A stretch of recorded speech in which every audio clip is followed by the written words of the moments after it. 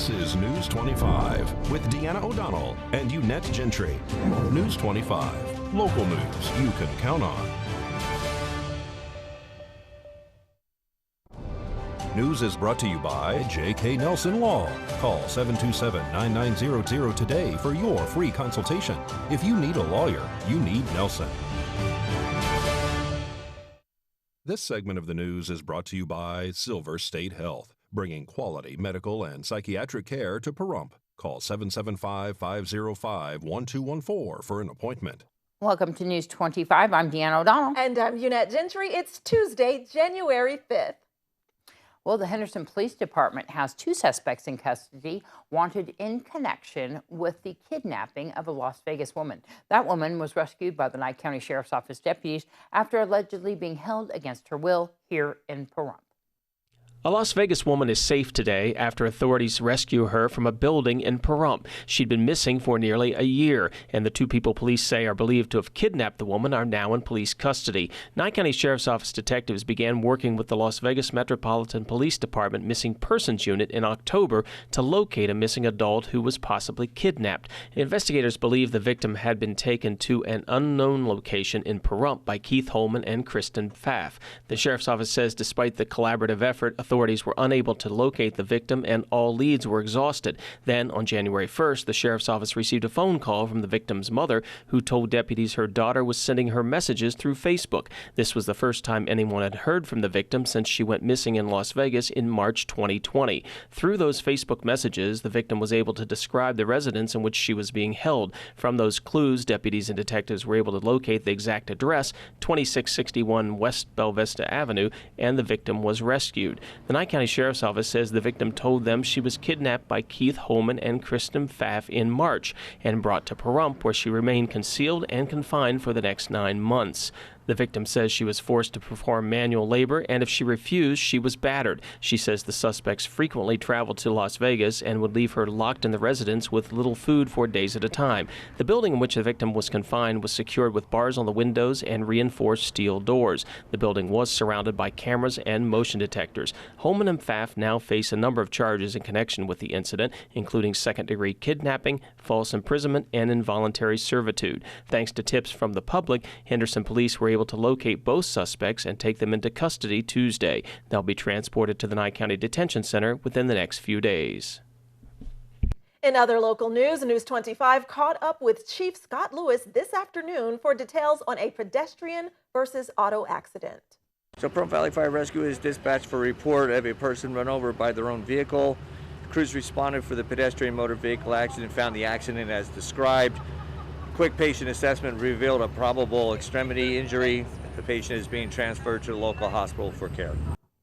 And a 2-vehicle crash in Pahrump sends one driver to the hospital and leaves a home with significant damage.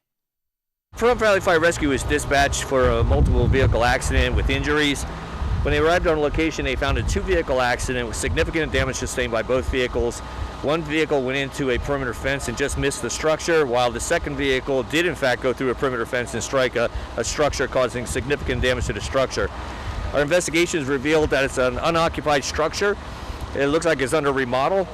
There was one injury. There was no entrapment. However, despite the significant damage, we were able to get that patient out without mechanical devices. It's under investigation, and one patient was transported to our local hospital. There was an injury in the second vehicle, however, they declined medical treatment or transport. There was 2 total occupants involved in the accident today, 1 in each vehicle. Now we're going to have Buildings and Safety come out, and through Pahrump Valley Fire Rescue and Buildings and Safety will condemn the building due to the structural damage. The Nevada Department of Employment, Training, and Rehabilitation is pleased to announce that today, Judge Breslow ruled that Dieter is not in contempt of the court order he imposed in July. By the December 24th deadline, Dieter demonstrated compliance by resuming payments for claimants meeting the narrow criteria in the court's order. Specifically, the court ordered Dieter to resume payments on a limited set of claims that had been stopped previously. Dieter acknowledges the district court's original order is on appeal with the Nevada Supreme Court and will be heard in the coming months. It should be noted that in today's hearing, Judge Breslow encouraged the parties to collaborate and resolve issues for claimants who meet the criteria set out by the order. The judge expressed the hope that the individual cases could be resolved without the need to file a declaration and appear in court. Dieter has offered and continues to stand ready to examine and resolve any cases where payment began and was then stopped that is brought to its attention by plaintiff's counsel. While not the subject of today's hearing, Dieter's progress in appeals was also discussed. To date in 2020, in regular UI, 7,200 appeal hearings have been completed and 200 are currently scheduled for a hearing in the coming weeks. For PUA, 200 appeals hearings have been completed and 320 are scheduled for a hearing in the coming weeks. And we will have more local news for you when we return. You're watching News 25, the most recognized and farthest reaching local news in Nye County.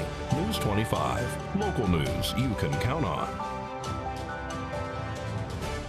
Let's go now to your Business First Brief. Here's Angela Miles with today's Business First Brief. Topping our news, Amazon, Berkshire Hathaway, and JP Morgan are disbanding a plan to disrupt the healthcare industry. The three corporate giants formed Haven in 2019 to gang up together and end the soaring costs of healthcare to employees. Haven, however, will be dissolved by the end of February. Fiat Chrysler and PSA Peugeot are merging to create the world's fourth largest automaker. The new company, called Stellantis, will be able to produce 8.7 million vehicles per year. That deal closes January 16th. Tesla shares are accelerating. That stock is up more than 700% for the past year, with a market cap above $700 billion. Tesla exceeded production targets of delivering 500,000 cars last year. To find out where you can see us every day, go to businessfirstam.com. Thanks so much, Angela. Turning back now to local news, a call to an alleged threat of suicide leaves a Pahrump man under arrest and facing charges. Dakota White is under arrest and facing charges of discharging a gun where a person might be and possession of a gun while under the influence of alcohol or drugs. Nye County deputies were dispatched to a Pahrump home December 27th for what was described as a suicide threat. The sheriff's office says White's brother told officers White had grabbed a shotgun, walked outside, and threatened to shoot himself, then fired a shot into the air. When deputies arrived, they found White inside the home, unarmed. White's brother had taken the gun from him and secured it. White's brother told deputies the incident started when grilling dinner. He says their dogs snagged meat from the grill and ate it. He says he became angry, beating the dogs by kicking and punching them severely. When questioned by deputies, White confirmed that his brother had gotten angry about the dogs eating the meat off the grill and beat them. White went on to explain that he intentionally grabbed the gun and went outside to fire a shot, hoping to distract his brother from beating the dogs. Arresting officers say White was intoxicated at the time of the incident. He was taken into custody and transported to the Nye County Detention Center. White's brother is facing charges of animal cruelty. Well, Nye County Sheriff's Office deputies were called in December to investigate a report of alleged child abuse at an address right here in town. On December 22nd, sheriff's deputies were dispatched in regards to a report of possible child abuse. Dispatch stated that the reporting person had a video of the child being smacked by her father. Upon arrival, the adult reporting party said she was shown a video of the victim being smacked in the face by her father, who was identified as Richard Straka.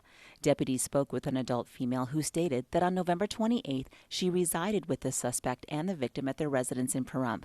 At approximately 9 a.m., she said she heard Straka yelling at the youngest child, and she allegedly heard a slap. She later asked the victim what had happened, and she showed her a video of her father slapping her. Deputies viewed the video that was on a cell phone. Deputies allegedly viewed Straka walking up to the victim, who was sitting at a table. He aggressively grabbed her by the back of her head, causing her head to snap back in an extremely aggressive manner. According to the declaration of arrest, the video further showed Straka yelling, "Lie to me again," at the victim as he stood over her, holding her by the hair while she was crying, and then slapping her in the back of the head, causing her head to snap forward. The witness also stated that the victim and other siblings had not eaten in 2 days with Straka. After obtaining copies of the video, deputies made contact with the suspect at his place of employment, Nevada Southern Detention Center. Straka was advised of his Miranda warning and agreed to speak to deputies. Straka allegedly admitted to striking the child lightly, but said he never leaves marks. He also admitted that he allegedly grabbed her by the hair and demonstrated how. Based on video evidence, Straka was taken into custody for child abuse and neglect and taken to Nye County Detention Center. A criminal history report indicated that Straka had previously been arrested for child abuse on December 11th of 2013. Well, Nye County Sheriff's Office patrol vehicles are getting a new look, and the change is helping to keep more money in county coffers. Nye County Sheriff's Office patrol vehicles are getting a new Streamlined decal with a revised logo, and the smaller, simpler design is saving money. Sheriff Sharon Worley says the changeover began last year after the Sheriff's Office purchased 20 used patrol vehicles from the Las Vegas Metropolitan Police Department. The sheriff says she's been seeking ways to save money without cutting services or resources and explains how the decal change is an innovative way to accomplish that. Worley says the old decals were large and ran down the length of the vehicle, and when a vehicle sustained damage to a fender, the entire decal had to be changed out at a cost of $1,150. The sheriff says the new markings are smaller and are placed only on the doors of the vehicle, and the cost for a set of new decals is $587, about half the cost of the old design. Worley says the change has saved the Nye County Sheriff's Office $563 for each patrol vehicle. For example, the previous 20 vehicles purchased from Metro cost $23,000 to apply decals, but the last 20 vehicles cost just over $11,000 using the new design, a savings of nearly $12,000, and the money saved remains in the capital expenses budget for other county departments to utilize. All right, we'll be back in just a moment with News 25. You're watching News 25, brought to you by Mountain West Lawyer, Injury Attorneys, 727-9500. News 25, local news you can count on. News is brought to you by Canyon Ridge Periodontics. Give them a call at 702-966-0302. Welcome back. If you're looking to heat things up a bit this winter, you'll want to listen to this one. A recent study found people who eat chili peppers may live longer. Cleveland Clinic's Dr. Bo Shu led the study. It looks at diets of more than 500,000 people around the world. Subjects who regularly consumed chili pepper, particularly the hot chili pepper, had a lower risk, relative risk of dying from all causes, as well as dying from heart and vascular related causes, as well as cancer related deaths. He suspects the health benefits come from the main compound found in chili peppers, capsaicin. It gives chili peppers their distinct taste and smell. It also has an anti-inflammatory and antioxidant effect on the body and helps regulate blood glucose levels. It's not clear from the study how much chili pepper you would have to consume or how often. If you're someone who likes spicy food, hopefully this gives you confirmation. If you're someone who has never tried spicy food, I think at least hopefully this study will serve as an incentive for you to give it a go. More research is needed on the health benefits of the chili pepper. In the meantime, Dr. Shu encourages his patients to focus on eating a heart-healthy diet with plenty of fruits and vegetables. Well, that's good to hear. I love spicy peppers. My favorite, green. And speaking of green, it's been more than a year since Nye County deputies searched an Amargosa Valley hemp business looking for marijuana plants. Now the owner of Grow Abode Farm is trying to get his business back on track after what he believes was an unlawful search and seizure. We were at our store at Guadalupe's Energy Fuel and Farms, and we were introduced to the Nye County Sheriff's finest, who showed up and decided to come through our establishment and claim that our hemp products were marijuana. They obtained a warrant a while after they were there, but during the time that I was there, I was watering my plants, and Mr. George Worley at that time had thought that it was tampering with evidence. I had said that if there has not been a warrant established or issued in my establishment, you can't tell me what I can do inside my own property, and he thought otherwise.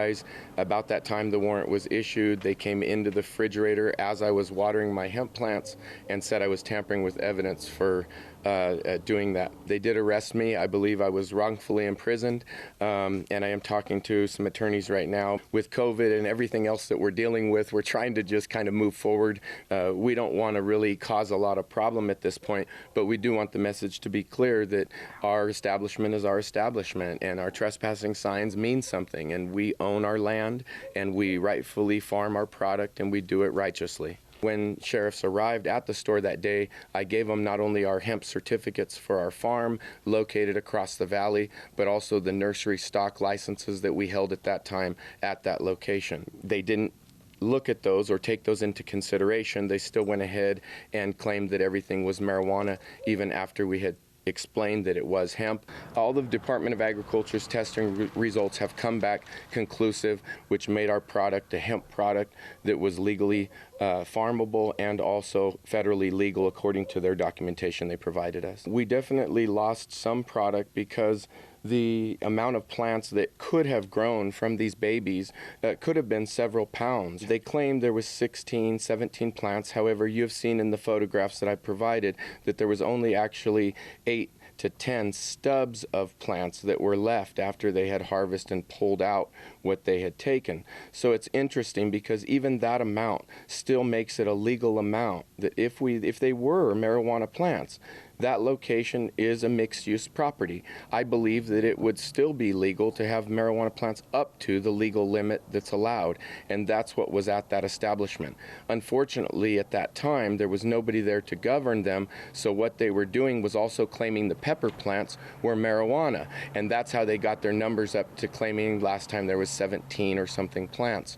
But as you can see with the samples that have been returned, it looks as if there was only about 10 to 8 samples taken. So it's interesting how that number multiplied between what was said to Department of Agriculture and what was actually taken from our store. But at the end of the day, they were all hemp anyway, which were our legal products that we were allowed to farm and still have a producer certificate today with Department of Agriculture to sell. News 25 Weather Cam is brought to you by Lerner and Rowe Injury Attorney's Office in Pahrump. In a wreck, need a check? Call 702-877-1500. Hi, it's John Kohler on location for KPVM Channel 25 at the heart of Pahrump. Of course, I'm talking about Mom's Diner. You know, if you go to a small town anywhere in America, there's always a place where you can sit, get your bacon and eggs, and then hear the real news of the town. This is the place here in Pahrump. It's Mom's. There's only one vowel in Mom, it's O, and the other letters are mm-mm. Well, check out Mom's for your bacon and eggs sometime. It's a wonderful place. Hey, and a great place to check out the weather. We've got a sunshiny day, light clouds, not hardly any wind. It's a gorgeous day. We'll tell you all about the rest of the weather and what we can expect this week when we return. News 25 weather is brought to you by Dairy Council of Nevada. The splash of cream in your coffee, the dollop of sour cream on your burrito, the melted toasty cheese on your pizza. Undeniably delicious, undeniably dairy. Enjoy what's real. Good evening, Nevada. It's John Kohler from the KPVM Channel 25 Weather Studios, and this is your report for on a Tuesday. Looking pretty fine up in Fernley. 49 degrees was your high today, 25 for a low. Out in Fallon, we saw as much as 51 degrees, 23 degrees for a low. Later this evening, Carson City, you're looking at 50 degrees for a high today. You're a little bit cooler than that right now and heading all the way down to 28 degrees. Brr. Got nothing on Tonopah, though. Look at Tonopah, 45 degrees for a high, 20 for a low today. Also 20 low tonight in Goldfield, and 46 was their high today. Here's Beatty looking super fabulous. Let's give it a little Beatty bump. There you go, 61 degrees for a high today. 31 for a low. In Amargosa, you saw 65 degrees. And you said, not quite enough, but we'll take it. 34 for a low tonight. Las Vegas, 65 degrees, hardly making the ice cubes melt in your fancy drinks there you're serving. 38 degrees for a low tonight. Out in Death Valley, 72 degrees and 44 for a low tonight. And here in the paradise of Pahrump, 57 degrees is our current temperature. Beautiful afternoon. Liked it. 64 degrees, light winds out of the west, 5 miles per hour. A little bit of humidity just made it, kind of damp and cool, nice, 22%. Sun rose this morning at 6:55 a.m. under some slightly cloudy skies and set under mostly cloudy skies this evening at 4:43 p.m. Current temperature, I say 57 degrees, and it'll head all the way down to 35 degrees tonight. Light winds, 4 miles per hour, and humidity picking up to about 35%, and that's why we get all those clouds. But let's take a look at this as we head on into the week. Yeah, it's going to be cloudy all week long until about Saturday. Highs reliably in the low 60s, lows at night in the mid to low, freezing type temperatures, but not too terrible. But yeah, Saturday we get a nice clear day as the winds pick up a little bit out of the north, clear things out, and then it'll just be lots of clouds, lots of clouds. Look at these little clouds over here, this little big puffy cloud, there's a little tiny cloud over here. Lots of clouds this week. That's what you got going. All right, back to the desk. It's Unette, Indiana. Thanks so much, John. Well, as COVID takes its toll on many schools, those children's resources that have gone virtual are seeing a boom in their popularity. The Be Kind People Project crew says the pandemic is actually helping them spread their important message online. Their creative videos use song and dance to show students how to be kind, a movement that's more important now than ever. Kim Martinez reports. And hear your message if you don't project. Character development through the idea of kindness. And it is essentially founded on the concept that every single student, every kid, every person deserves kindness. Caress Russell is part of the Be Kind crew. She's a believer and participant in the Be Kind project, which brings live shows to children. Because of COVID, their work has gone both virtual and national. Be Kind is using this unsettling time as an opportunity to share their message with kids all around the country.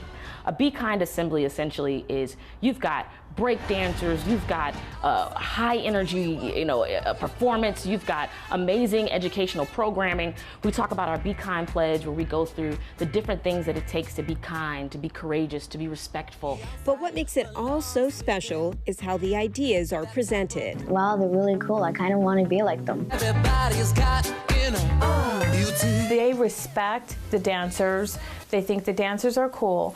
And I think when you get the respect because they have that connection with the dancing, then all of a sudden they're like, okay, now I'm gonna listen to what you have to say. For many members of the Be Kind crew, the message is a personal one, and their goal is to bring about change, especially in today's society, which feels very divisive. I know what it means to be the kid that no one sees. I mean, I was bullied. I know what it feels like to sit in a room and no one talk to you, for you to be the new kid and no one pay attention, to eat lunch by yourself or in the restroom stall.